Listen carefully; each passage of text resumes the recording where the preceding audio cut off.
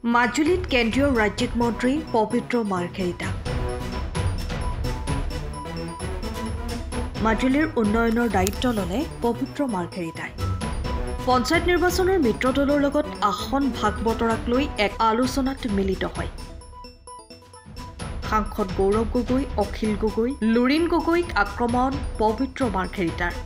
কংগ্ৰেছৰ এতিয়া নিজৰ মাজতে কাজিয়া। তেওঁলোক এতিয়া দিল্লীত নেতাৰ ঘৰৰ পদূলিয়ে আমি আছো ৰাইজৰ মাজত।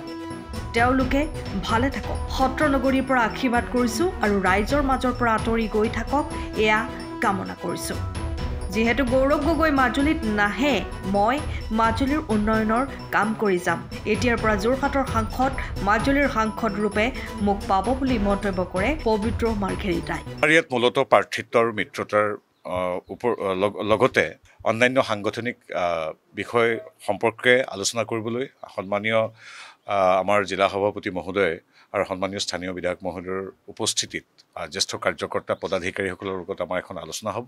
আৰু এই আমাৰ মিত্ৰতা খুব ভাল। আমাৰ ইয়াত অসম গণ পৰিষদে হওক বা গণশক্তি হওক, আমি হাতে হাত ধৰি সদায় মিত্ৰতা ধৰ্ম পালন কৰি ইমান দিনৰ পৰা একেলগে নিৰ্বাচন খেলি আহিছোঁ। আমি যদি মিচিং অট'নমাছ কাউন্সিলত আমি ভাৰতীয় জনতা পাৰ্টীয়ে হিয়া উজাৰি যিদৰে আমি সহযোগ কৰা বুলি কয় তেনেকৈ কৰিছোঁ, ঠিক তেখেতসকলেও লোকসভা বিধানসভাত আমাক সম্পূৰ্ণ গণশক্তি বা অসম গণ পৰিষদে সদায় সহযোগ কৰিছে। গতিকে খুব মিত্ৰতাৰ এটা অন্যতম শ্ৰেষ্ঠ নিদৰ্শন হ'ল আমাৰ মাজুলীৰ আমাৰ যিটো মিত্ৰতা।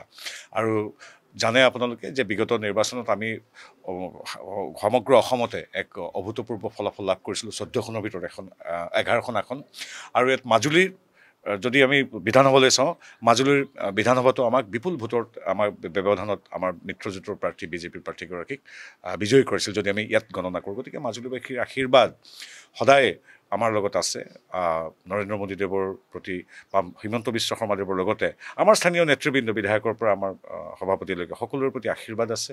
গতিকে আমি ভাবোঁ পঞ্চায়ত নিৰ্বাচনতো হিয়া উজাৰি আমি ঐতিহ্যমণ্ডিত আমাৰ এই সাংস্কৃতিক আৰু আধ্যাত্মিক পীঠস্থান মাজুলীবাসীৰ আশীৰ্বাদ পাম। সেইটোৱে মূল কথা। চাওক, ভাগ বতৰা ইতিমধ্যে আমাৰ ইমান মসৃণ। মই সেইকাৰণে কৈছোঁ যে আমাৰ গণশক্তি, আমাৰ অগপ বা আমাৰ বিজেপিৰ মাজত ইতিমধ্যেই আমাৰ দলীয় পৰ্যায়ত কথা বতৰাবিলাক পতাই হৈছে। গতিকে কোনে গমেই নাপাব কোনগৰাকী ক'ৰ প্ৰাৰ্থী। ইমান আমি একত্ৰিতভাৱে কাম কৰোঁ। গতিকে সকলোবিলাক কাম হৈ গৈছে। ইয়াত মাত্ৰ আনুষ্ঠানিকতা বাকী আছে। আৰু আমি খুব সুখী যে ৰাইজে ইমান উৎসাহেৰে আমাৰ মানে ওচৰলৈ ইতিমধ্যে আহিছে সহযোগিতা আৰু আশীৰ্বাদৰ খোজেৰে। গতিকে আমি কৃতাৰ্থ মাজুলীবাসী ৰাইজৰ ওচৰত। আৰু মোৰো এটা নিজস্ব এটা ওপৰঞ্চি দায়িত্ব আছে সাংগঠনিকভাৱে এই লোকসভাটোৰ পঞ্চায়তৰ তত্ত্বাৱধায়ক ৰূপে। আৰু মুখ্যমন্ত্ৰী মহোদয়ে বিচৰাৰ ধৰণে যিহেতু আমাৰ স্থানীয় স্থানীয় সাংসদগৰাকী যোৰহাট লোকসভাৰ ইয়াত খুব কমেই আহে বা নাহেই।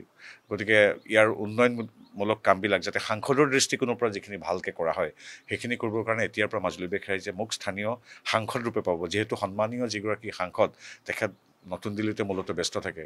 খুব কমেই আজিলৈকে এবাৰ নে দুবাৰ আহিছে। আচলতে মাজুলীত তেওঁ অতি কমেও 10 বাৰ আহি মানুহখিনিৰ ওচৰত কৃতজ্ঞতা জনাই ইয়াত ক'ত আলি পদূলি বাট পথ দলং ইত্যাদি কথা চিন্তা কৰিব লাগিছিল। তেওঁ ব্যস্ত মানুহ। তেওঁ যিহেতু ব্যস্ত আছে, আমাৰ ঐতিহ্যমণ্ডিত মাজুলী তো উন্নয়নৰ যি ধাৰা আমাৰ বিধায়কৰ জৰিয়তে হৈ গৈছে, সাংসদৰ যিখিনি তাত অৰিহণা লাগে, সাংসদৰ অৰিহণা শূন্য হ'ব নোৱাৰে। গতিকে আমি ইয়াত এতিয়া ৰাইজে বিধায়কজনটো আমাক দিছেই, লগতে সাংসদ হিচাপেও আমাক ইয়াত সদায়ে পাব। ইয়াত ইতিমধ্যে বহু কামৰ ঘোষণা ইতিমধ্যে হৈ গৈছে আমাৰ ফালৰ পৰা। আৰু এতিয়াৰ পৰা কথাত ক'বলৈ গ'লে দুটা কথা, পঞ্চায়তত আমি ৰাইজৰ আশীৰ্বাদ লভিবলৈ আহিছোঁ। দ্বিতীয় কথা, এইটো মই এগৰাকী ৰাজ্যসভাৰ সাংসদ হিচাপে বা মন্ত্ৰী হিচাপে কৈছোঁ, এতিয়াৰ পৰা মাজুলীবাসী ৰাইজে যোৰহাট লোকসভাৰ সাংসদ ৰূপে, মাজুলীৰ সাংসদ ৰূপে মোক পাব। চাওক, এতিয়া কংগ্ৰেছ ব্যস্ত হৈছে তেওঁলোকৰ নিজৰ মাজৰ লবিকেন্দ্ৰিক ৰাজনীতিত। আমি আছোঁ ৰাইজৰ গাঁৱে গাঁৱে চোতালে। তেওঁলোক আছে দিল্লীৰ বিয়াগুম নেতাৰ কংগ্ৰেছৰ নেতাবিলাকৰ চোতালে। ডিফাৰেঞ্চ এইটো। আমি আছোঁ আমাৰ এতিয়া ধৰি লওক ইয়াতে মই মাজুলীৰ কোনোবা এখন মিচিং গাঁৱত মই এককখন লৈ আজি ৰাইজৰ সৈতে মই কোনোবা এখন চাঙত আছোঁ। তেওঁলোক আছে নকওঁ আৰু অখিল গগৈৰ ক'ত আছে আপোনালোকে, মই নকওঁ। গতিকে ডিফাৰেঞ্চটো সেইটোৱে। আমাৰ মূল ভূমিটো হ'ল আমাৰ খিলঞ্জীয়া জনগোষ্ঠীৰ ভূমিপুত্ৰ বা বৃহত্তৰ অসমীয়া জাতি প্ৰতিটো জাতি জনগোষ্ঠীৰ একত্ৰিত যাত্ৰা আৰু তেওঁলোক ক'ত ব্যস্ত আপোনালোকে জানে গতিকে তেওঁলোকক লৈ সময় নষ্ট কৰিব নালাগে এতিয়া আমাৰ কাম হ'ল মাজুলীত গাঁও পঞ্চায়তত কি কাম কৰিব পাৰোঁ কোনকেইটা ৰাস্তা আৰু অলপ ভালকৈ কৰিব লাগে ক'ত দলং লাগে ক'ত বাছ ষ্টেণ্ড লাগে আমি চিন্তা সেইবিলাকত কৰিছোঁ এতিয়া আৰু অখিল গগৈ লুৰিণ গগৈ বা গৌতম আমাৰ গৌৰৱ গগৈৰ ভূপেন বৰাৰ কথা পাতি আমি ব্যস্ত তেওঁলোক ভালে থাকক সত্ৰনগৰীলৈ আহিছোঁ আমাৰ গোবিন্দ প্ৰভুৰ ওচৰত প্ৰাৰ্থনা জনাইছোঁ আমাৰ নিজৰে অসমৰ মানুহ তেওঁলোকক গোবিন্দ প্ৰভুৱে সদায় আশীৰ্বাদ দিয়ক তেওঁলোকক সপৰিয়ালে কুশলে ৰাখক কিন্তু লগতে যিহেতু তেওঁলোক ৰাইজৰ কাষত নাথাকে গতিকে ৰাইজৰ পৰা আৰু দূৰলৈ গৈ থাকক সেইটোও প্ৰাৰ্থনা কৰিছোঁ সময়ৰ খবৰ সময়ত পাবলৈ ফ'ল' কৰক টাইম অফ আছাম।